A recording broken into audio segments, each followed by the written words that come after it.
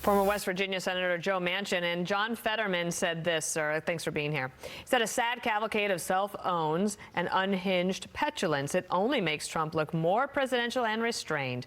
We're becoming the metaphorical car alarms that nobody pays attention to, and it may not be the winning message. I'm going to take that metaphor a step further. When that car alarm's going off, it's really annoying to everybody else. Whose is it? What do you think about it? No, John's absolutely spot on. It was so sad. I kept thinking, I was watching the delivery.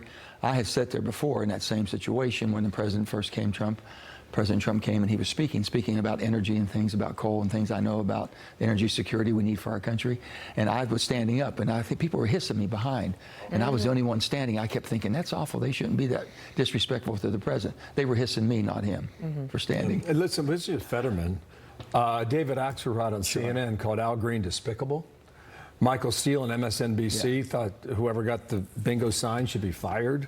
We never learn is one quote. He owned us. It's almost like whatever Trump does or say, just make sure you do the opposite over and over again. Here's a quote. We can't just be the party that barks at Trump. Until we learn that lesson, we're going to lose. He made us look like what we are, blanking buffoons. The biggest thing now, you're on the outside now. I am. You have a chance to advise in a more neutral way. Well, who is the leader of this party? Who's giving them direction? Why would they make such a spectacle of something that was not necessary? As far as within the House and the Senate, the leadership is basically Hakeem Jeffries and his team, as far as in the House, and Chuck Schumer and his team, and far in the Senate. As far as a national leader who people are rallying around as former Democrats or Democrats now or independents trying to get their vote, they have to understand the people have spoken. They elect Donald Trump as president. Every red-blooded American should want your president to succeed. If you're in a position of being a House member or a Senate member and you can do something positive, do it. Don't worry about the politics. It'll take care of itself. Make sure our country succeeds, and your leader has to succeed. And when you're going to be against something, do it respectfully. Do it with decorum. Not able to stand up and be able to clap on something with a human touch that had, that young man, the young boy, what he wants to do, that's just unconscionable. I think the point is, Senator, you can disagree on policy. Yeah. And you can express but not that. on human experience. But not on the personal. No. Go ahead, Dave. On Gutfeld last night, I suggested that the Democrats should just declare bankruptcy, because that way you can move forward and start anew. Well, here, do you think that they're at a point now where they realize, like, for example, I'm going to read this other one about, this is from Trump. He said the Democrats should lose the midterms based on their behavior. Republicans can take what happened last night and win any race in the country. And you add that to the trans athlete issue, where you had 45 Democratic senators all vote against protecting women's sports. Well, first of all, let's look at the country right now. You only have 7 battleground states, and all the money and time and efforts being spent in 7 states going for that independent, undecided voter.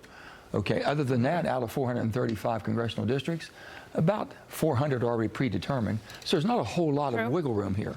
With that, I just told everyone, look at this. What do you need? Can you say, I'm sorry, we made a mistake? I didn't intend to. Maybe you made the wrong calculation.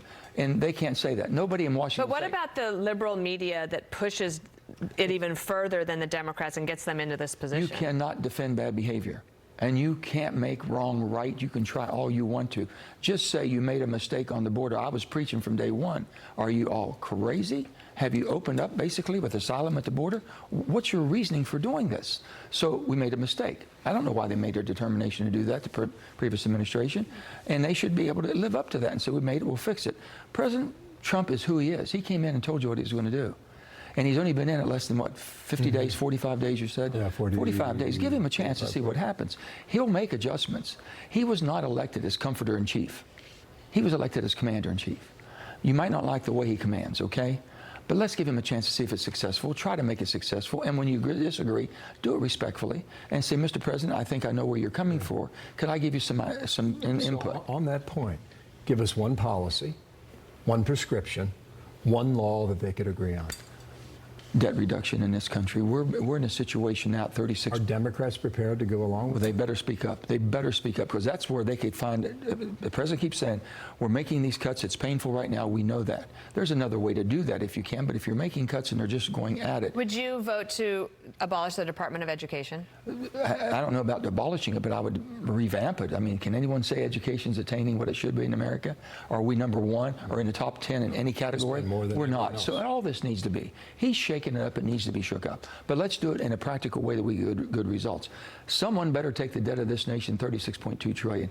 Mike Mullen told me my first meeting at Armed Services, the greatest threat the United States faces is the debt of our nation will take us down before any other foreign power. He's been saying that for a while, too. He has, and he's been right on. And what happens, every individual owes $104,000. So if you have children, just think, every child you have, $104,000 of debt. If you want to pay all that off, and all of us chipped in $104,000, it's impossible. So it's unattainable, but it's unsustainable. Senator, thank you for your time. We're out of time. Great to see Whatever you. we can do to help, let's You pull should together. pop by more often. We need okay? Democrats and Republicans working as Americans. This American party, we're all in it People together. in Washington are watching this program, and they're listening to people like you. Well, they're all my friends on both sides of the aisle. They're all good people. They're come together for the purpose of making this country what it should we'll be, see get what our happens. finances in order, take care of our families. Thank you, Thank you Senator. so much. Thank you all.